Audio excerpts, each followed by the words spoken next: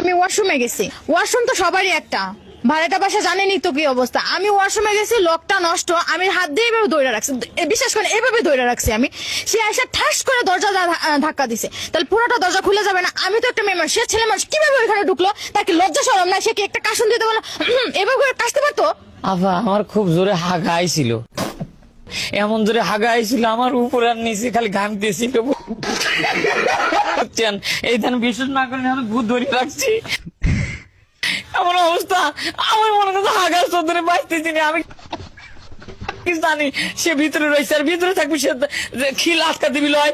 আমার জোরে হাগার চোদনে মনে করেন যে এমন জোরে মনে করেন ধাক্কা মারছি,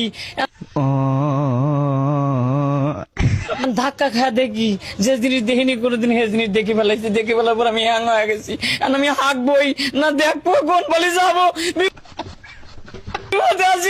গু আটকে রয়েছে, এই দেন আমাকে একটু হাঁকবে।